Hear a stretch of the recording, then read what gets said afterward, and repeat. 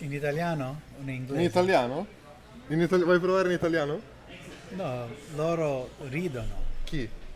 Del mio inglese, sì, No, non del tuo italiano. we can go back and forth. No, no, no. Insomma, ha Insomma, bisogno, non è il proviamo in italiano, caso di agitarsi. No, we can try, We but can, the worst thing that could let's try. happen is. Okay, what do you want me to say? Yeah, Oh, but look, this is in the way of the camera. perfect. You like it like Yeah, that? you don't? Oh yeah, I guess it's okay. I guess it would be worse if I was like this. No, it's cool. It's real. It's real. It's Yeah. real. Okay, that's Yeah. part of the. Okay. Yeah. Yeah. So what are we gonna say?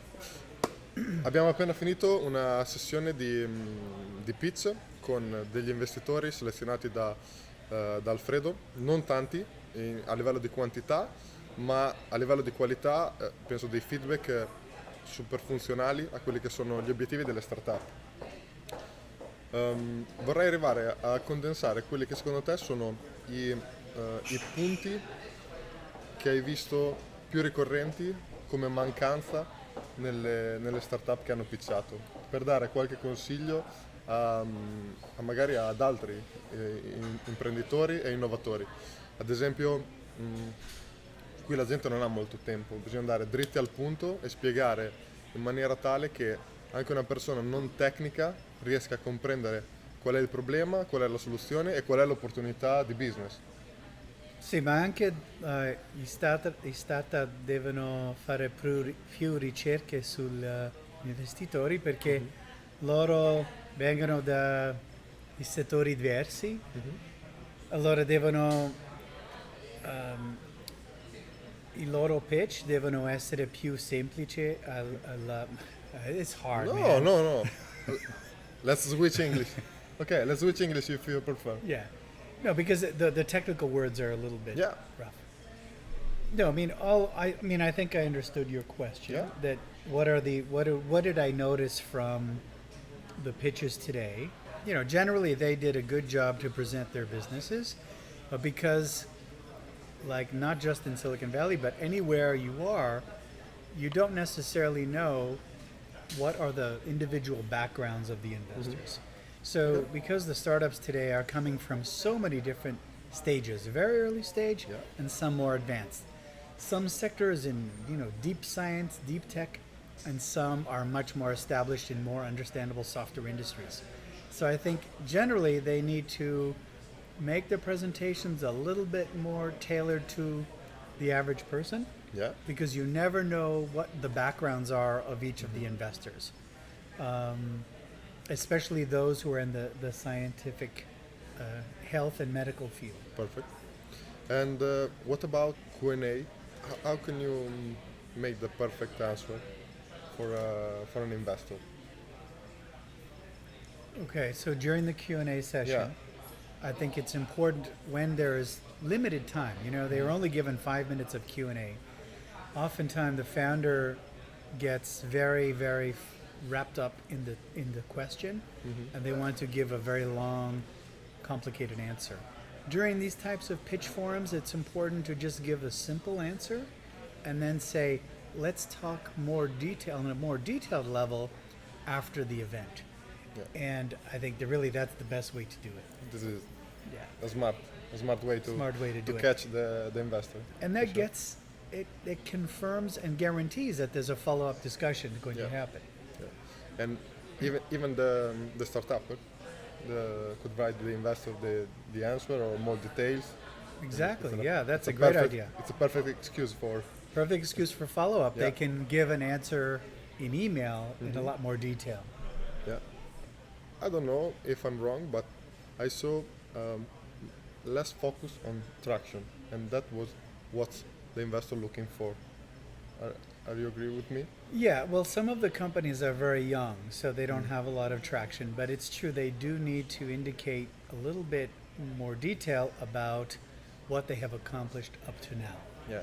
Or at least what's the market opportunity, the big opportunity The big opportunity. they are missing out if they don't invest, follow up, or something in that startup or in that group of entrepreneurs. Yeah, it is important for the startups to understand that these are investors who are looking for opportunities to make money. Yeah. So it's not just, oh, you have an interesting idea, I like it, so I'm going to put money in. That's not what it's about. It's about you have an interesting idea that's going to make so much money, and there's an opportunity for an investor to make even more money. And that's what people are focused on out here. Yeah. Another big difference from Italy is the investors see 100 and 100 pitches all days, all weeks. So it's really hard to catch the attention of that guy. They are annoying very fast. If they Well, if you're you- saying they lose interest if the pitches are not right. Ah, okay. So it's true that investors like this, that what we have seen today, they will see about 3,000 pitches in 1 year. This is true. Yeah. So, but this is why It's a lot. when we are coaching them, that they follow a format. And this is not a format that we came up with, it's a format that the investors came up with in Silicon Valley. So I think they, for the most part, they followed the format Okay. in a digestible way. Now, each investor has their own unique perspective of what they would like to see different, but generally they followed the format. Okay. Last question. Is it common that an investor put money on different business? Absolutely. So your question is it typical for an investor to invest in different sectors? Yeah. Yeah. So absolutely. Good investors, like I think you've seen the feedback today, they will invest in good companies. And they could be solving a medical problem, they could be solving an enterprise software problem. They could be so many different kinds of problems. I think the point is that the beautiful thing about California is it doesn't matter whether you are solving a pure technology, addressing pure technology issue, or you have something like a new beverage, a new drink, or a new approach to winemaking.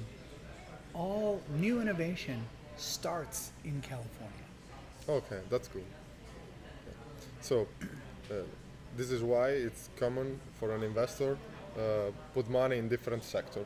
Different sectors. Yeah. It's, are you solving a business problem that people are willing to pay money for the problem to go away? That's what it boils down to. Yeah. The biggest cause of startup failure is no customers, Yeah. Because the market don't need that. because the problem isn't big enough. Yeah. Yeah. And or the problem is just in the mind of the entrepreneur and not in the market. Exactly. Yeah. Yeah. That's why, engineers struggle with this, because engineers typically want to create technology and then they look for a market. Yeah. When rather you need to look at the market to see where the problems are, And then and then use technology to help solve that Yeah. problem. But it's a typical challenge that innovators always face. okay. Thank you very much for your time.